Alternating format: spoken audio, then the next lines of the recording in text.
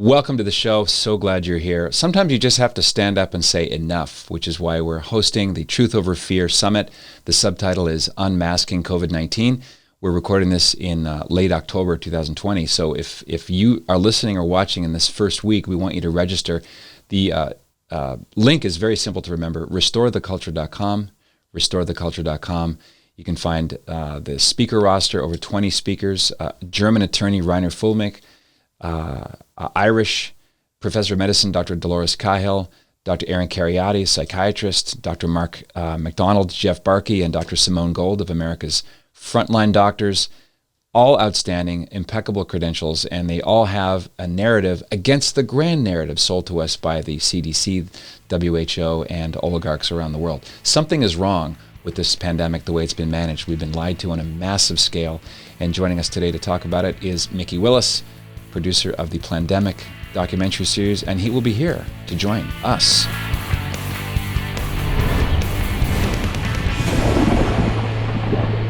Thanks for hanging out. Joined now by the founder of Elevate Films and the Film Festival. Mikki Willis is also the producer of scores and scores of documentary creative content, including the Plandemic series. If you haven't seen them, go to plandemicseries.com. Watch the first one with Dr. Judy Mikovitz, and the second one focusing on Dr. David Martin, exposing vaccine patent corruption regarding our noted virologist, Dr. Bill Gates. With that, we welcome Mikki Willis. Thanks for joining us, Mikki. Thank you, Patrick. Great to be here.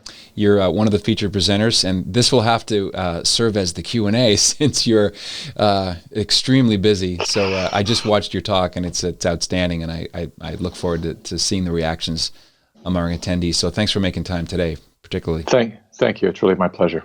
I want to mention just a historical thing about you. You were positioned oddly, maybe providentially, on September 11th. You were in one of the Twin Towers hours before the planes hit, and you were part of the frontline rescue mission for, I want to say, 2 or 3 days after that. That must have been to say the least, a world-rocking, scarring experience. To say the least. Absolutely. It was really the event that changed my life and woke me up from the illusion that I was living under and the spell of Hollywood and the plight to be rich and famous and powerful and to start looking deeper at what really mattered in life. And as I watched the physical world around me crumble into rumble, it was really an eye-opener. So it had me literally leave the industry of Hollywood and start to recalibrate who and what I was and what I wanted to do with the rest of my life. It's big. A friend I grew up with was a police officer, and he brought his tracking dog. He drove from Halifax down to New York City and, like you, did a 2 or 3 day total exhaustion search, which, of course, most people who were there would happily do that again. Absolutely. Now, also biographically, since you mentioned this in the talk, I can ask you about the death of your brother who died from AIDS, and that loss, the loss of your mother. That's another foundational. It's the kind of loss that can't be put into words, especially if you're close with a parent. But I'm bringing this up because that was also a creative impulse in the end. It was my catalyst, for releasing the Plandemic series, for creating it and releasing it. And it was kind of a surprise to me because this happened 30 years ago, that my brother died of bad AIDS treatment, and 23 days later, my mom died of bad cancer treatment.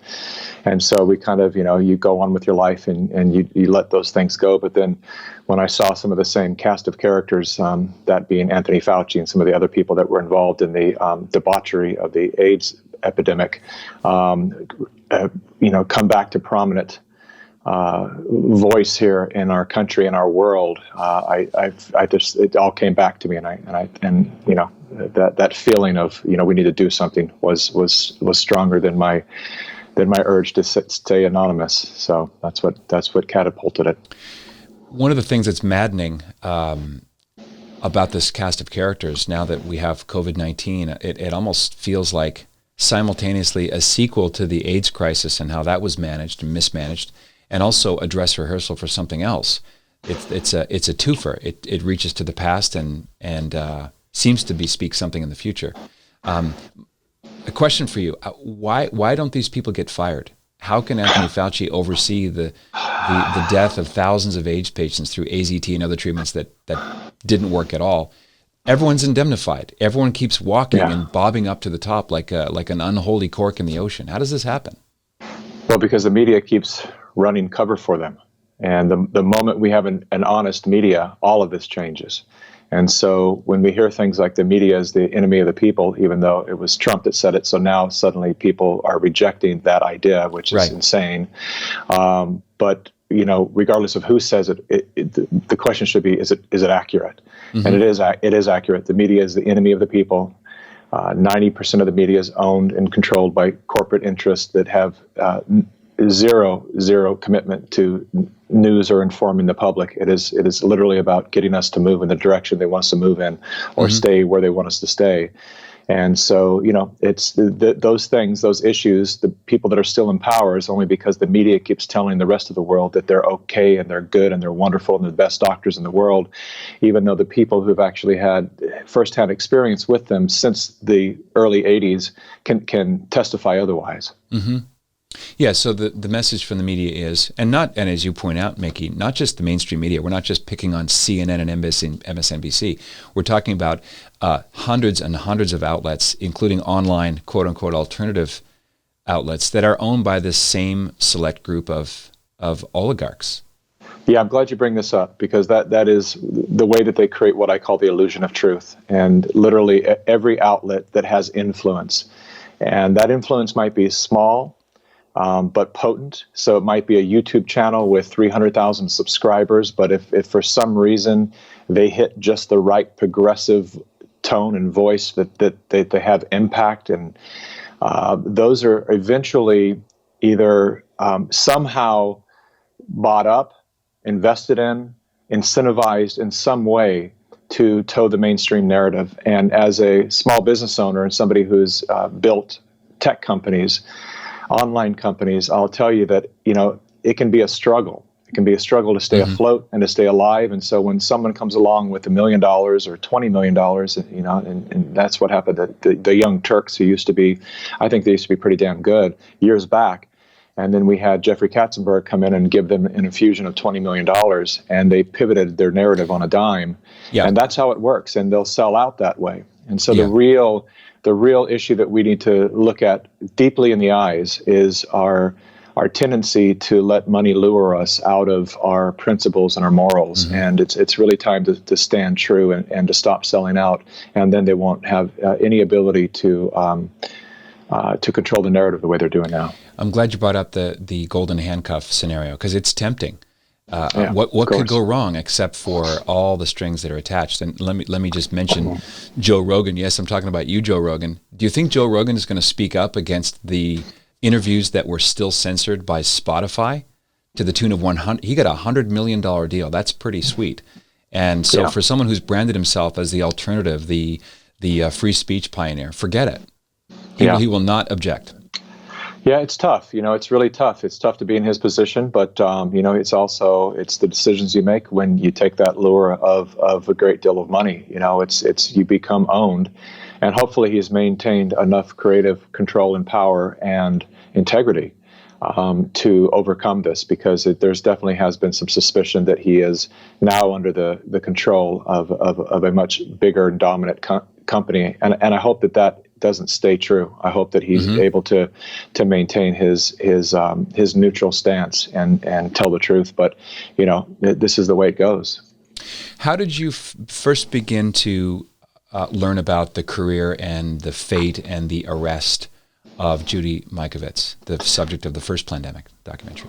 Well, a very good friend of mine, another doctor, contacted me and said that she had met this really extraordinarily brilliant virologist who had been completely smeared for her inability to lie for the medical mafia, and that she was writing a book called Plague of Corruption, and that it would make a great movie, and that she was interested in making a movie to get the story out there, because they had silenced her so much through the years that she thought perhaps a movie is the only way to get that information out there.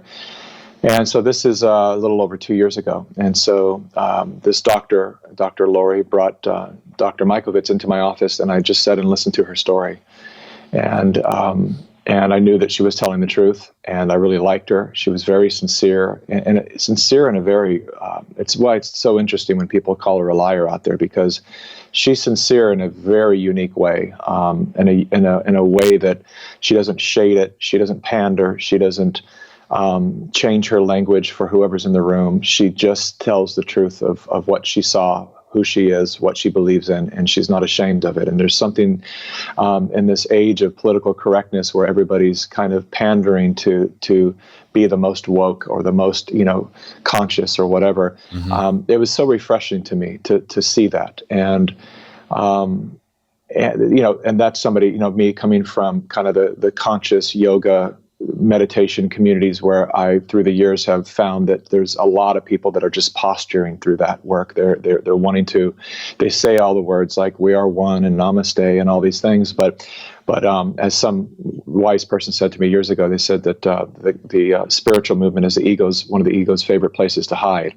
And so I'd kind of come to this place of being a little delusioned by some of the gurus, quote unquote, that mm-hmm. We were creating media for, because once you get to know them, you realize, that they're not necessarily what they pretend to be on stage or mm-hmm. or outside of that. And so when I met Judy, I was just really refreshed. I thought that she's such a real person. And so I remembered that, but I said, I don't know that I'm interested in getting involved in a big narrative movie right now. There's a lot of, I'm really focused on activism and stuff that's happening in the world right now that I can turn around in a matter of weeks, as opposed to, a feature film that could take 3 or 4 years to get out to the world. And then along comes this virus, a year and a half or 2 years later. And then there's Anthony Fauci, and Judy had told me all about her experiences of working under Anthony Fauci, and now he is addressing the world. So I decided to call a meeting with Judy and to get her take on what she thought was happening with the pandemic. And what she was telling me I thought was so important that we needed to sit down and record it. And that's mm-hmm. how Plandemic started. Did you realize that you were entering into not just a creative venture, not just an opportunity to grow your company and share her story, but it would be a protracted fist fight with multiple fronts? Well, yes and no. I never could have predicted the extent to which it reached the world, and that it would have over 1 billion views and all of that it would be the most viewed and banned piece of documentary media of all time. There's no way that I could have predicted that. But I absolutely knew that, having researched the vaccine industry for over 10 years, I knew that I was getting into a very dangerous game that would certainly put me at odds with all of the platforms that I rely on as a filmmaker to distribute my films. So I had to make the conscious choice of, am I okay with burning these bridges? Because once you go against Google and all the fact checkers and mm-hmm. you start calling out the game, pulling back the curtain on the great Oz, they all work together. So insulting one is insulting all of them. And so I knew that I was going to burn all these bridges in one shot.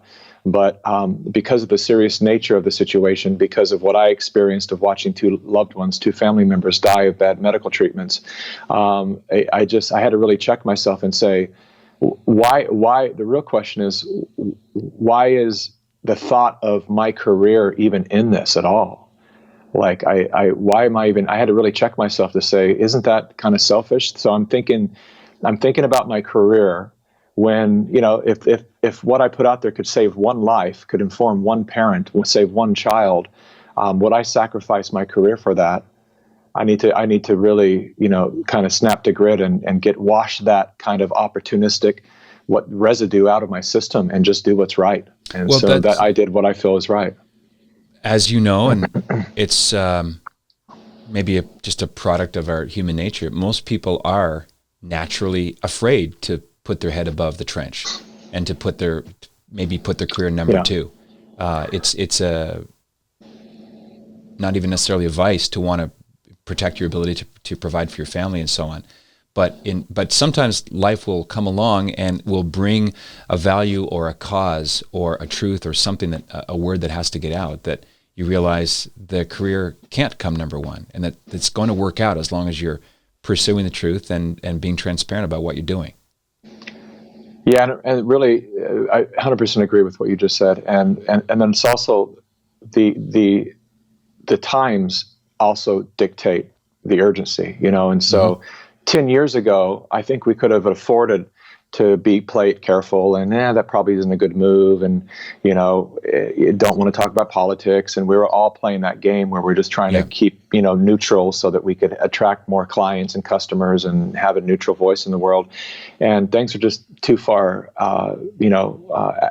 it's too serious at this point for us to even consider that right now. It's when we all start speaking up, when we all get past our addiction of being liked, to be willing to take the risk, to take the heat from people, and there there's a lot of people with a lot of pent up emotion out there. So when you go against the mainstream narrative, you're going to receive a lot of hate and a lot of slander. But the one thing that I want everyone that can hear this to understand is that as painful and as uncomfortable as that is, the other side of it is liberty. The other side of it is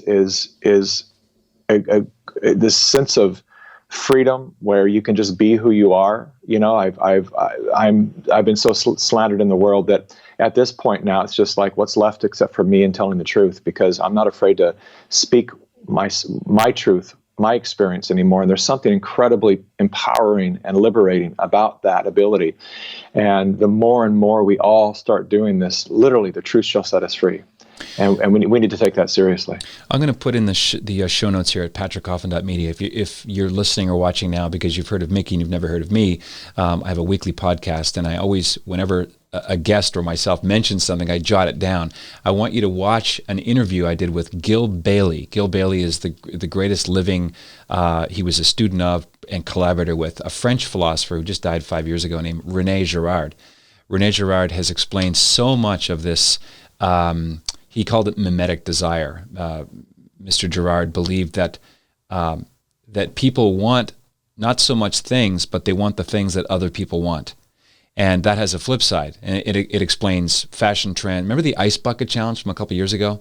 Like hundreds of millions of people absurdly threw cold water on themselves, and it didn't really move the needle in the cure or treatment of any disease. But it was a bandwagon thing, and people wanted to be like their neighbors who were doing it.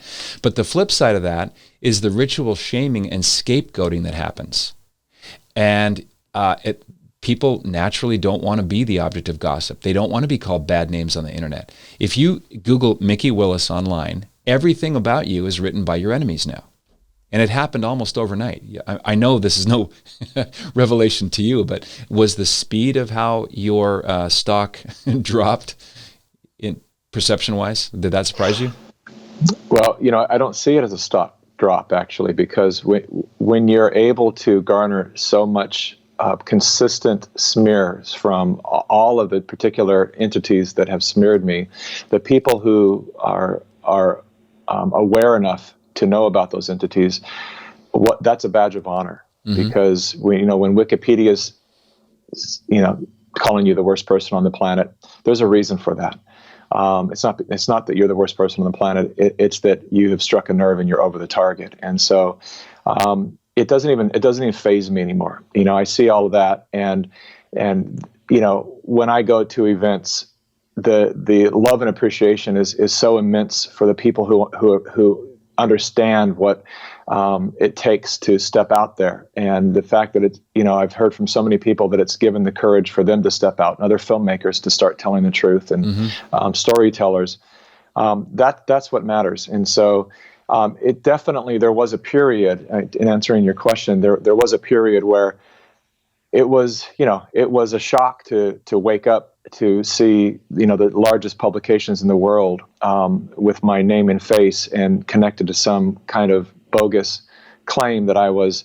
It got laughable at a point because they couldn't make up their mind, because I come from the left. And if you look at my history of social media, and I've been very public, the only thing you'll see is left-leaning stuff that I've produced, and support for Democratic candidates. And so, because they couldn't place me firmly on the right, they would from one article to the next, one would say I'm a far left radical and one would say I'm a far right neo-Nazi, and then one would say I'm a Holocaust denier, which I have no idea where that came from. Of course. And then it's Illuminati, whatever. It's whatever is the catchphrase that makes people say yuck.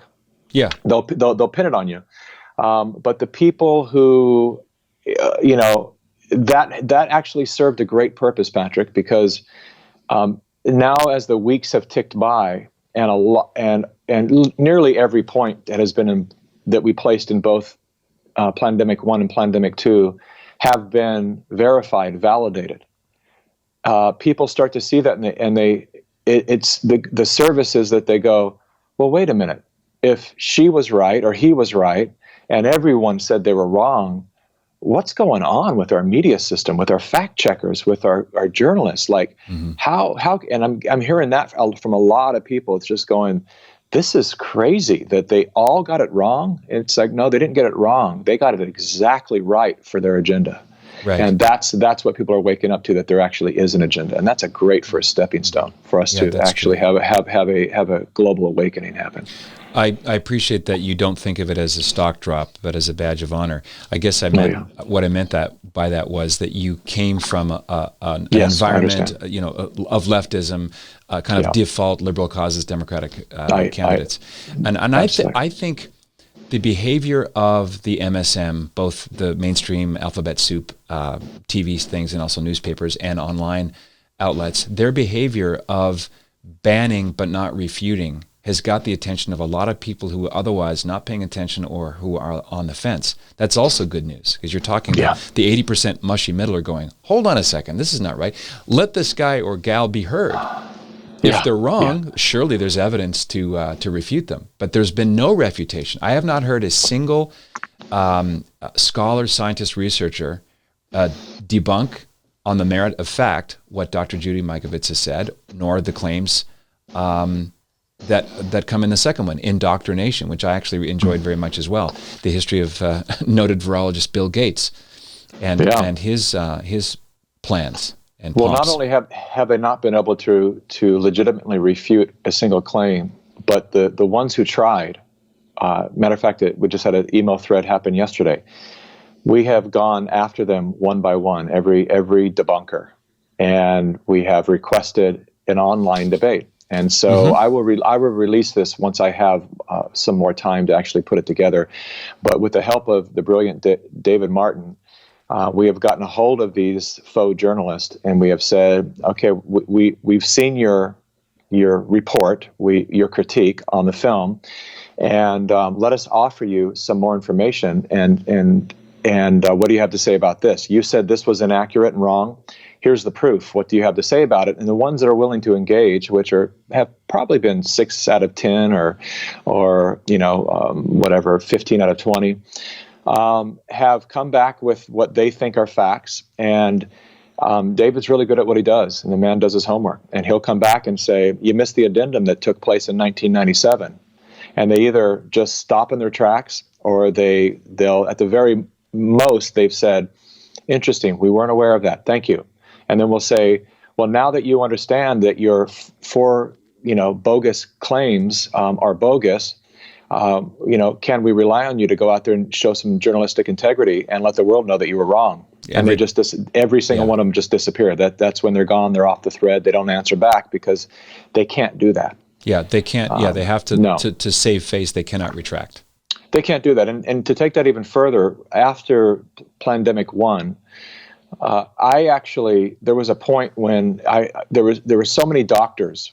Those are the ones I took seriously, because there were some pretty well-noted doctors that wrote open letters or that were part of, not the Paul Offits of the world. He's the one that's noted on Wikipedia for the movie, but there's a reason we call him for-profit Offit. So I don't take clowns like that seriously, but some of the other notable doctors who had written letters or had made comments online, we reached.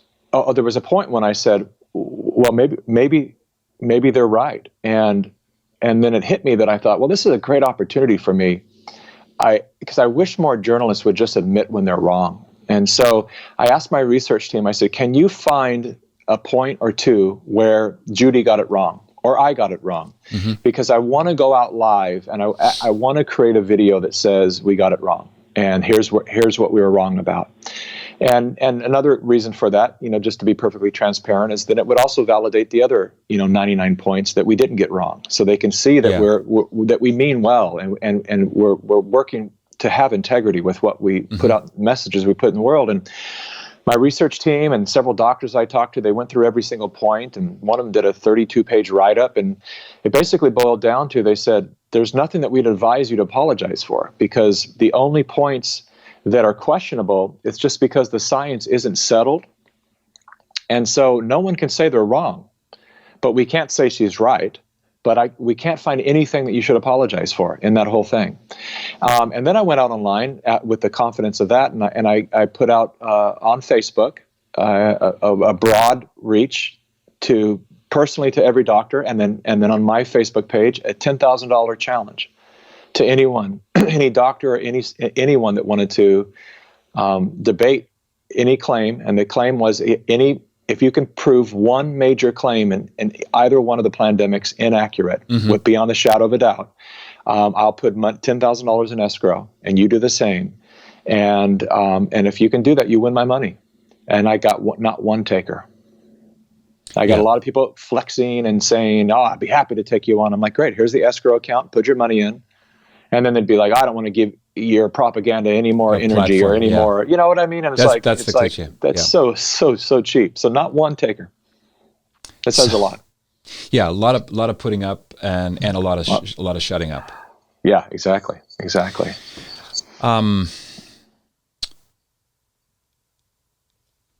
What happened in October of 2019, 5 months before the lockdown? That's how the indoctrination opens, and it's pretty stunning footage that you found that keeps getting denied, and yet there it is. So the only thing that the storytelling puppet masters can say is, don't trust your lying eyes. What was that event in October 2019? You're talking about the help me out with that. You've probably seen the movie more recent than I have. Yeah, you never call your own cell number. The pre-planned, rehearsed, it goes by an acronym. Event 201. Event 201, thank you. Yeah, Event 201, thank you. It was a pandemic simulation that was paid for by Bill Gates and the usual suspects, and Johns Hopkins and also the Rockefellers and people. They're all involved in it, and so they did this. This was the second or third within the last few years. The first one that I know of was called Cladex, was another pandemic simulation. And that was kind of like the dry run with stand-ins, with actors playing the real people. And then Event 201 was the real people, Johnson & Johnson and the heads of CDC and, all the real players from different countries, all in the room. And, working out the scenario that if a pandemic were to hit, what would be the issues, the problems, the things that we need to focus on. And, I've always said, because I'm not fond of the mentality of extreme conspiracy theorists who just everything that seems shady is this absolute conspiracy.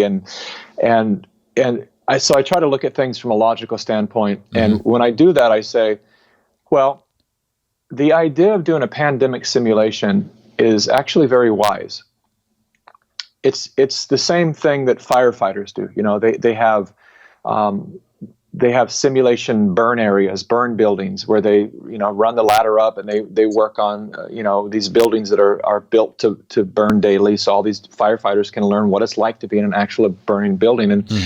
And those are very critical for emergency situations. And so the idea of doing a pandemic simulation is a good one. But it's the way this was held. It's who was behind it, and it's what was said, and it's the hypnotic way that they were clearly priming the field for everyone to react the way they wanted them to react. Is when you really watch it, it's several hours long, but when you watch it, there's just a lot of moments that you just go, holy shit, like, wow, this is amazing that they would do this right in front of the people, and that everything they said, that they knew they were going to be short on masks and ventilators and hospital space and all the narrative that came up. They knew this long before this pandemic was announced. And so the question that I pose in the film is, I'm not trying to say that, because they did a pandemic, they knew it was coming or anything like that. But it's possible. What I am saying is that they had to write that script a year before the pandemic was released to actually get that production done when they actually produced it. Mikki, that's a really good point. That was not an improvised rehearsal. That was a planned rehearsal. That was a planned rehearsal. And to have a multi-camera shoot that's broadcast all over the world on the internet, completely scripted out, so that it would be, intelligent enough to inform the people that were there. It took great research to understand. And the question that I pose in the film is, if they knew a year before the pandemic was announced, if these rich people like the Bill Gates of the world and what have you knew that we would be short in masks, in ventilators, and all the stuff that they mentioned in the film that they knew already, they started having conversations. What are we going to do when the people start to reject the vaccine? Well, we're going to have to shut down the internet. We're going to have to censor media. We're going to have to. It was a preparation for everything that's happening now. But my question that I pose is, if all these very wealthy people that supposedly care about the world, Bill Gates included, knew a year before the pandemic that all these things were lacking, why didn't they take their vast amounts of money? How much would it take, really, to have masks for every citizen in the world and training tapes that were, showing them how to wear them and what to do, like real valuable things? Because that's one of the breakdowns with the mask situation is that nobody knows how to wear them. And the way they're wearing them is even more dangerous than not wearing them. So the question was, why, isn't it fishy? Isn't it fishy that they knew exactly what would happen, what they needed, but within that year's time, these billionaires didn't spend one dime to help us actually prepare for the pandemic? That's a really good point. Yeah, I'll talk about allocation resource shifting into a tributary when it should be devoted to the river. If this is an actual possibility, and I think the firefighter exercise analogy is a good one. Then why not solve the foreseen problem to begin with? Yeah, that's right. And that's what made me really, really suspicious, because it was kind of like, prepare for these things to be lacking, prepare for the panic around these things. This is what it's going to look like, and here's what we need to say about it. Well, why all that hoopla and not just take care of the stuff so we don't actually have the panic around that? Yeah. Come on. It's common sense. The last line, as I recall, of Plandemic, the first one, is Dr. Tony Fauci speaking at Georgetown University. I want to say 2017. That's right. The way he phrases his quote-unquote prediction of the pandemic to come, if I'm a juror and I'm watching him, I would conclude that he knows it's coming. Yeah. It's right? When all the predictions that he made and that Gates made leading up to it wasn't like, hey, we need to be careful because it's, in the same way that we can predict we're probably ready for the next earthquake, or, we need to prepare for that. No, it was an admission of, this is going to happen within the next 4 years, people. And there's a lot of very high qualified doctors, some of them that you mentioned in your intro that I've talked to, that said there's no way they could know that. They could certainly say, it may happen in the next 10 years or whatever, but for Anthony Fauci to say it's going to happen during Trump's administration, it's something for us to pay attention to. It's weird. Yeah, that's beyond the psychic who makes a lot of money saying there will be a train crash in Europe next year. Yeah, well, every year you can expect that to happen. Yeah. Boy, you've given me a problem, because I've got 9 more possible follow-ups to what you just said. How did you find all of the background that Dr. David Martin discovered? Because the patent acquisition, who really controls all of the legal The legal patent side of this story is extremely important. And to me, that story begins in 1986 when President Reagan signed the Child Injury Act. I think that's what it was called, which completely indemnified vaccine manufacturers from any damages. That's right. Yeah, it did. So it did a great deal of damage. He regretted it deeply, from what I hear, but it was definitely one of the major issues. And how did you discover Dr. David Martin? Similar story to Dr. Mikovitz? No, quite different. At this point, Plandemic 1 had already been out in the world and viral, and so there was a lot of people then sending me, a lot of stuff. We got inundated, as you can imagine, with you must cover this, or did you know about this, and you got to interview this woman or this doctor, and so enough people pointing me towards David Martin that I took it seriously, and seriously enough to fly him out when most of the doctors were just doing Zoom calls. But I flew him out, and I don't regret it. He's turned out to be a real champion and an incredible man, and full of wisdom. And so most of that information I was learning as I was interviewing him. And then he was a great help after the interview too, by providing us with everything that he would say. I told him, I said, I'm not going to use anything in the film that you can't validate and verify. I don't want any opinion at all. And so as we were cutting the movie, we'd get to each point, and one of my team members would reach out and say, okay, you just talked about patent number XYZ, 213, and do you have that? And if he didn't, we'd say, well, we're going to cut that out of the movie then. But he had everything, and he had it organized and ready to go, and so I really have a great deal of gratitude for that man.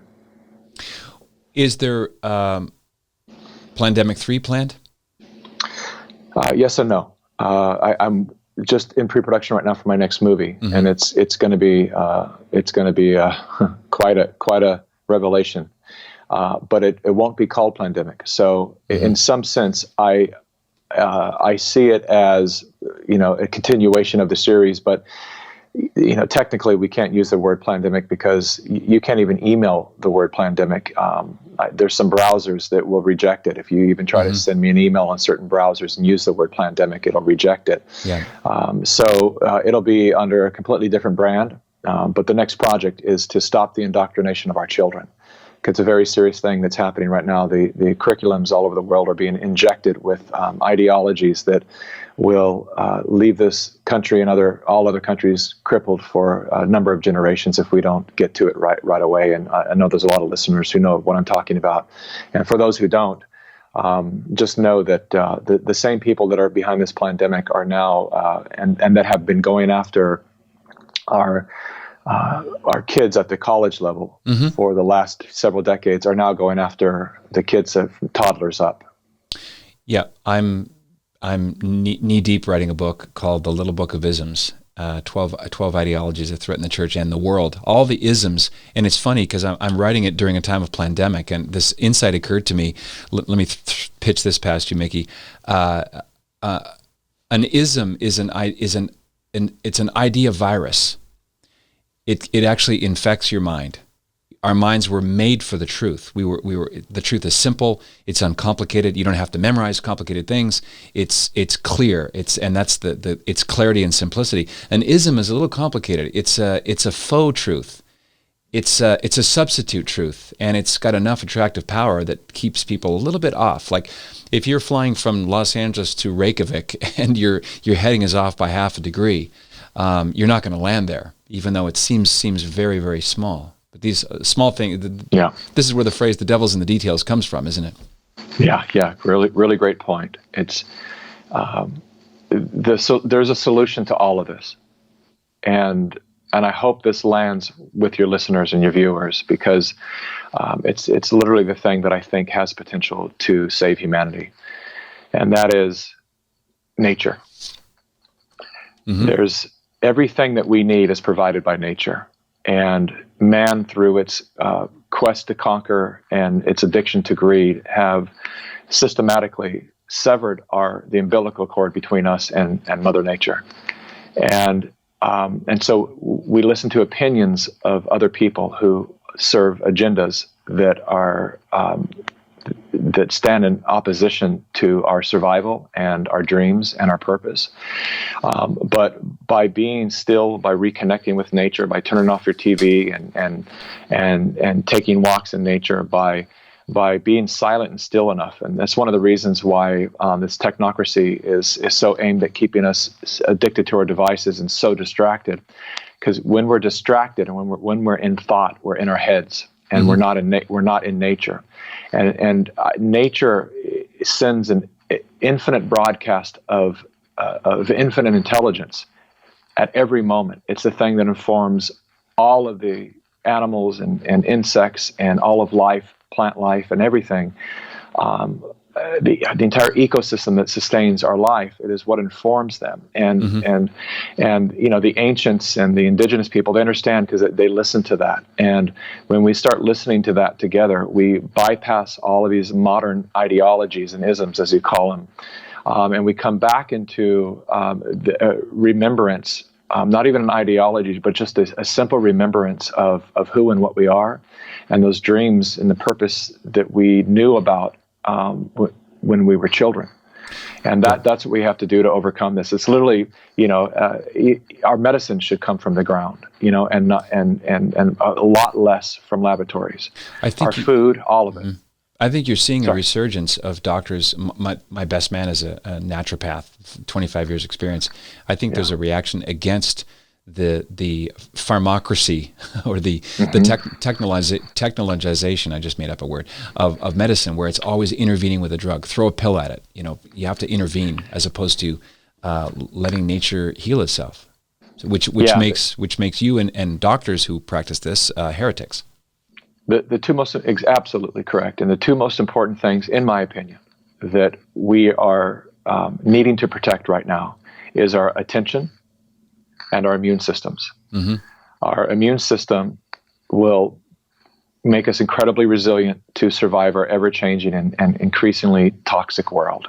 We have to maintain that. And what Big Pharma is doing is everything it creates is made to tell our immune system that we no longer need it, that we have a synthetic remedy, and it can go away or be less active. And we need the opposite. We need the bacteria.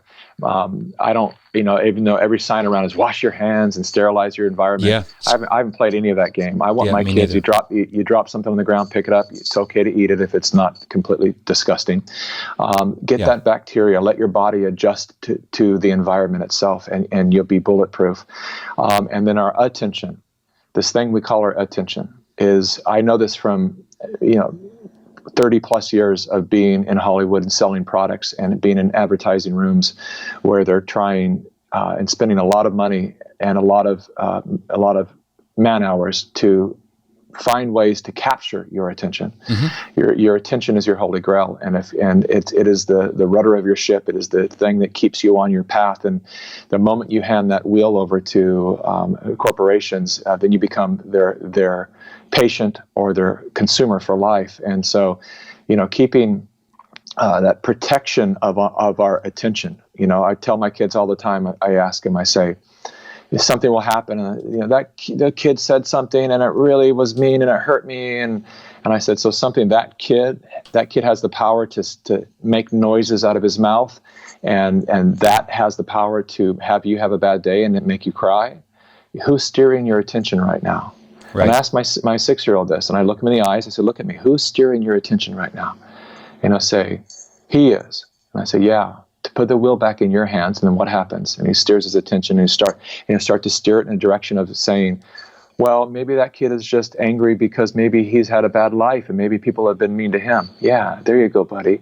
Like, steer your attention in a direction that actually leaves you empowered to be compassionate and also not susceptible to the bullying, such that you can withstand the challenges that come with growing up in environments where kids are testing out new language and new ways to be mean. We can tie this back as we land the plane here, Mikki, to something you mentioned earlier, the man behind the curtain. In the movie The Wizard of Oz, as it's been exposed, there's Toto standing next to the man played by the great Frank Morgan. The great Oz voice says, "Pay no Attention to the man behind the curtain. Right? It's a very, very important word. One of my, I do a session for my members called Transform You a couple months ago. It was Nir Eyal. Nir is an Israeli, he's a psychologist and writer guy, and he has a book called Indistractable. The subtitle is How to Control Your Attention and Choose Your Life.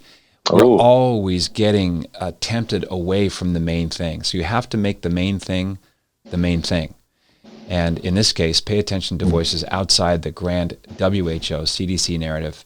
And I'm very grateful for your time today, Mikki, obviously, and I look forward to your talk at the upcoming Truth Over Fear Summit. Thank you so much. It's really been a pleasure, Patrick.